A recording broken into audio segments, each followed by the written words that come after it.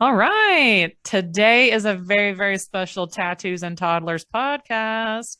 So I am so excited to be with you here today. This is Jen with Weirdo Weddings and Pink Light Images. I am a wedding photographer and conceptual artist.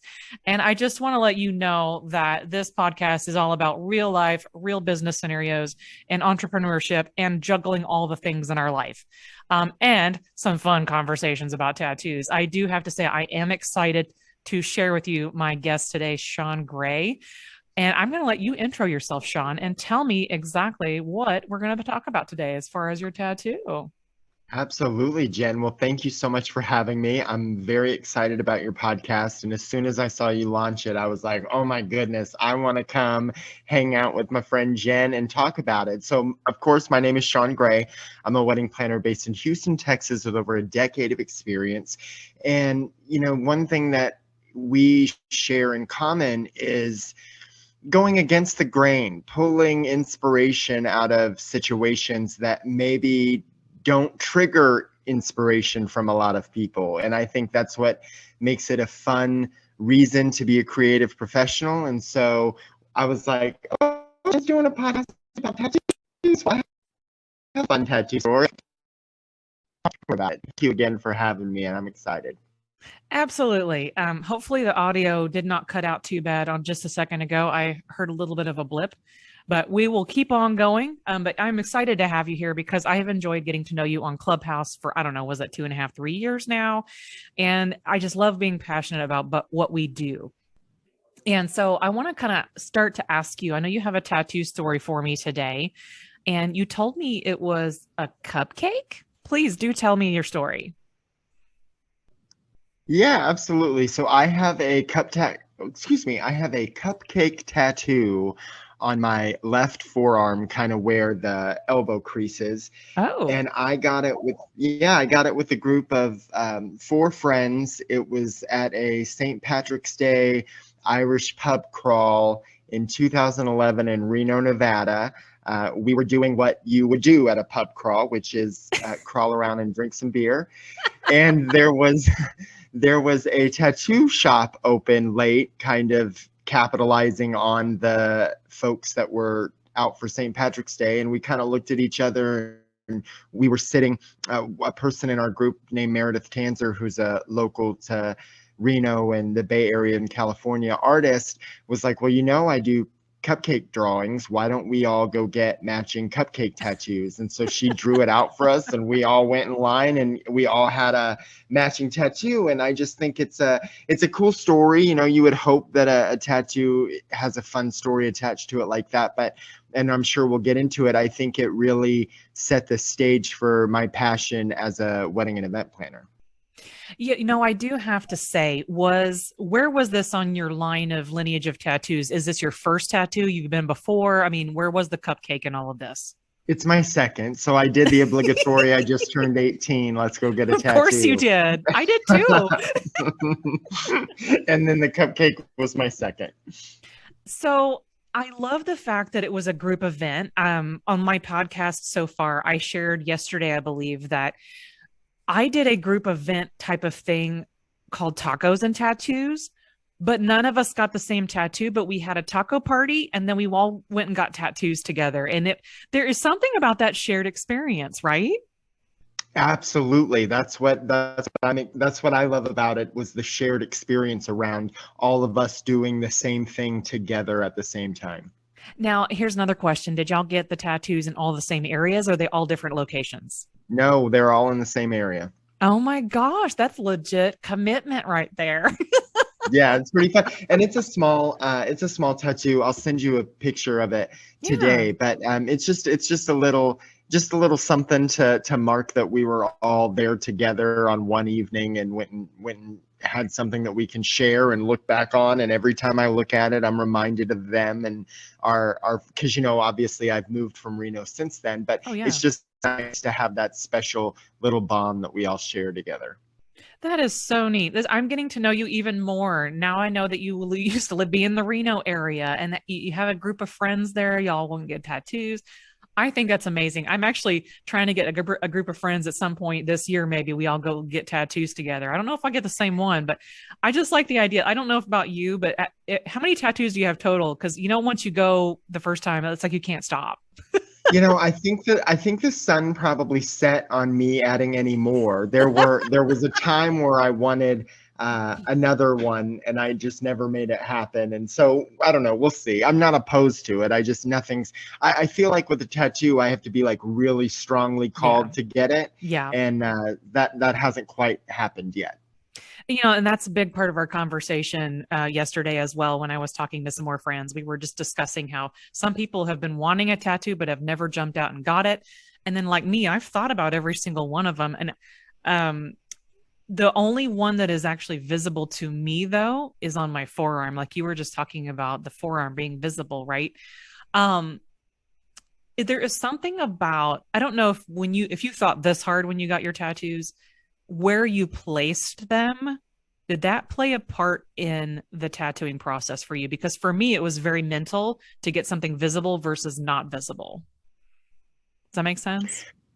It does. Full disclosure, I lost everything you said up until does that make sense? So I Oh could see no. you were talking, but I missed that whole thing. So I'm not sure if it's going to show up or not. I'm so sorry.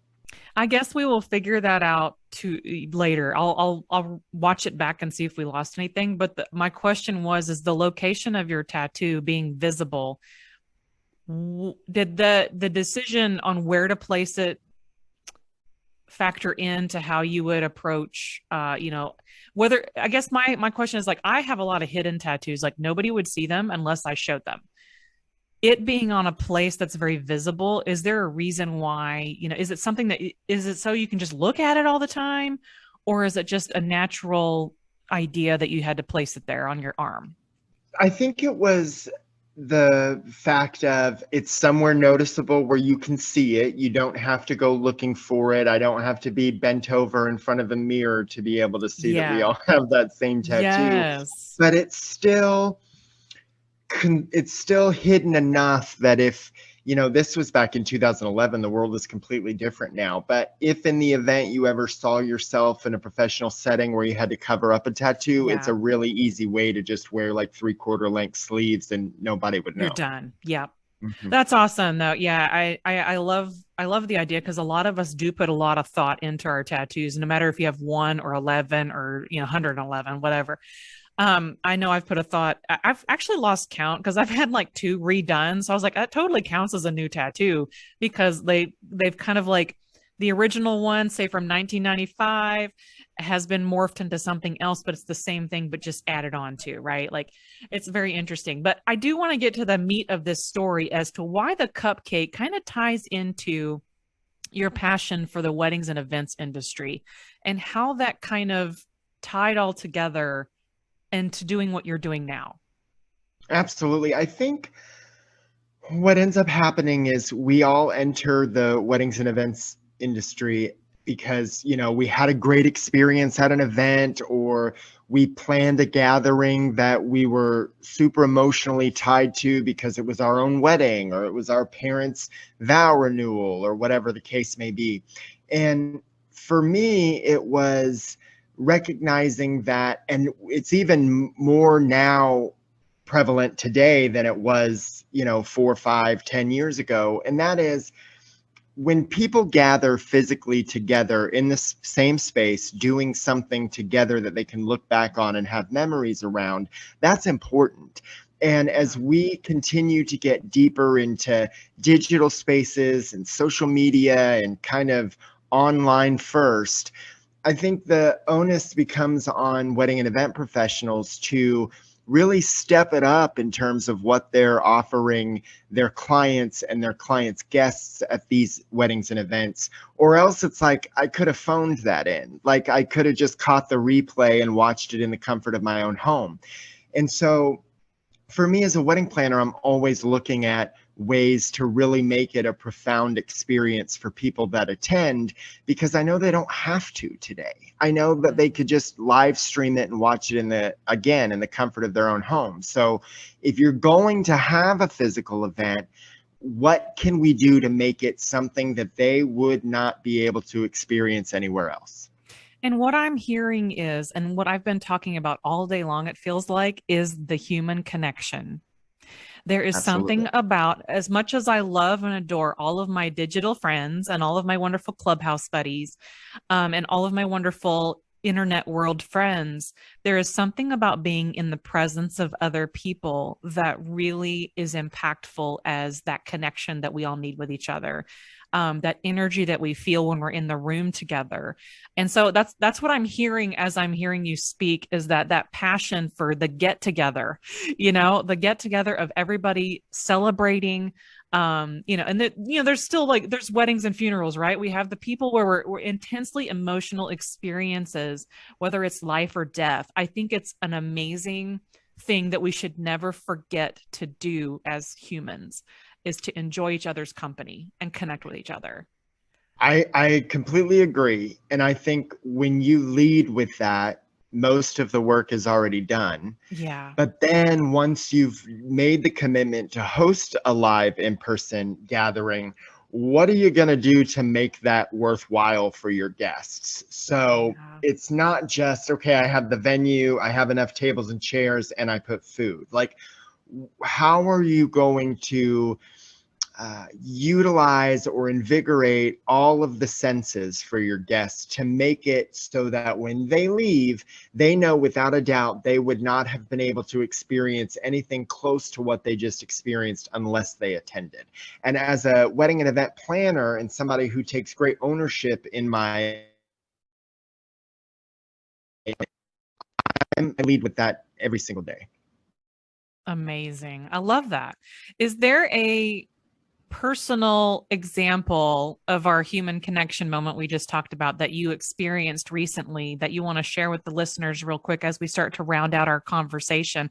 I'd love to have a real practical, what moved you recently that just stirred up the emotion and the impact being around your other fellow humans?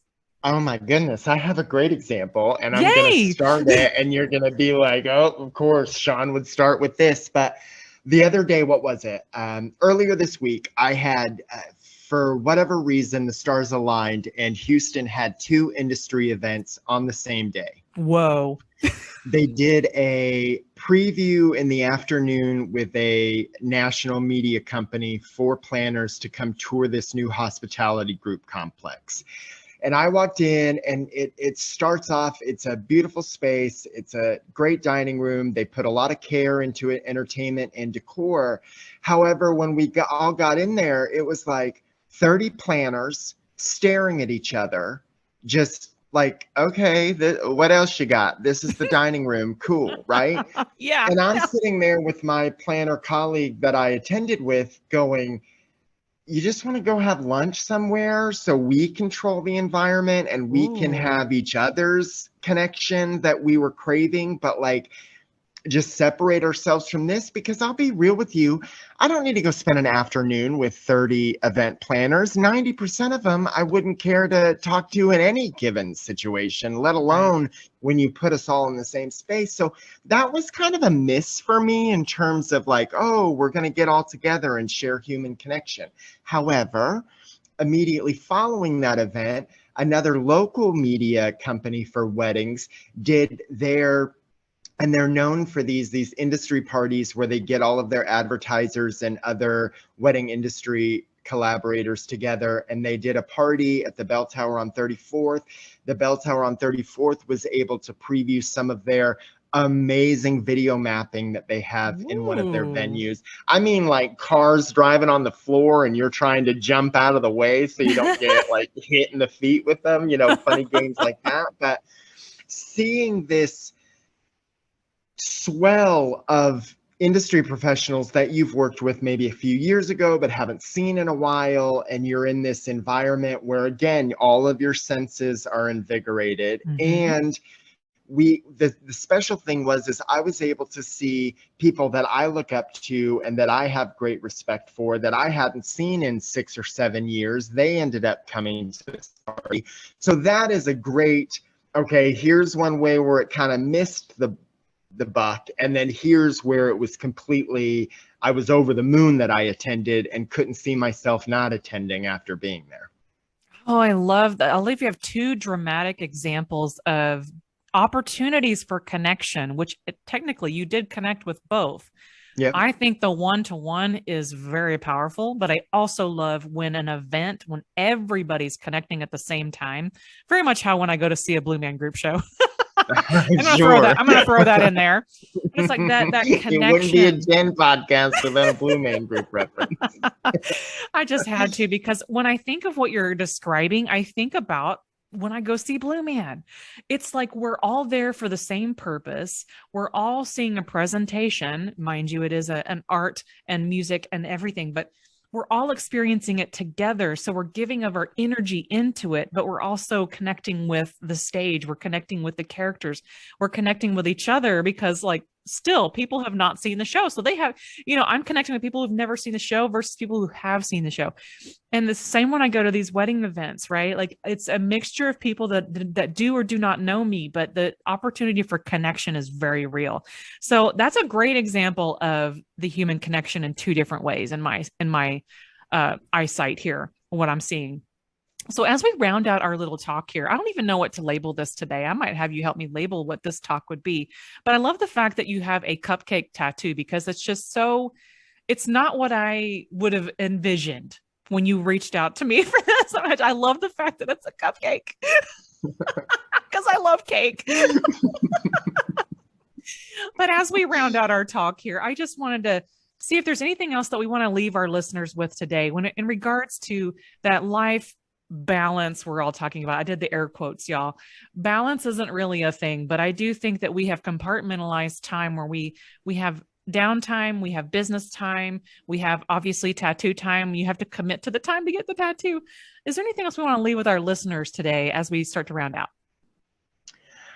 I think if you're looking at hosting an event, I really want to press upon you that you do take some time and consideration in ensuring that the people who RSVP yes and decide to make it out to whatever you're hosting, that you are making it an incredible experience for them. And even if it's something that you do all the time or that was previously well marked in terms of attendees, now more than ever, it takes a little bit more. And so hire the right event professionals who really have a passion for their craft, and they will knock it out of the park for you in ways that you never thought possible. And if you are an introvert like myself, and it takes a lot for you to get out and go to any type of event, I want to make it okay for you to have those reservations. I think that as the world gets smaller and we change and we do become more digital, it's okay that you don't want to put your pants on and go out into the world. That is okay. And until hosts and this industry can promise that we are delivering an exceptional experience for everybody who comes to the event, you're fine to sit in your PJs and connect with people where you find it comfortable to do so. Oh, I think that's very important. Just to remind everyone that the connection will look differently for you no matter what season you're in. There will be times Shaun, I'm with you. I sometimes have to fight myself to even leave my house. It's so weird though, because the weather's beautiful right now, right? Like I should be outside running around and prancing and skipping or whatever, but there are just days I don't want to leave the house. And so I look for connection elsewhere. So anybody listening who is seeking connection, please find it wherever you need it in the moment that you're in the season that you're in. I do also recommend that you get together with somebody in person somewhere and get a hug. Oh my God, get a hug. There you go. That's a good way to leave them. Go get a hug. Yeah, even if you're not a hugger. I have, you know what? I'm a hugger, but I have turned a lot of non-huggers into, I don't want to say they're huggers now, but they'll accept my hug. So that's kind of a big deal. Well, I will accept your hug, but you're doubtful that you're going to change me into pro hug. It's going to be one of those lingering, awkward hugs, too. Well, I want to Too thank you, funny. Shaun. Thank you, Shaun, for coming in today. It was such a pleasure to have you on, and thank you for telling me your tattoo story because I just learned a little bit more about you, and I just love you even more. So thank you for doing what you do, and thank you for coming on the Tattoos and Toddlers today. And I do appreciate you. And y'all, I will see you on the next episode.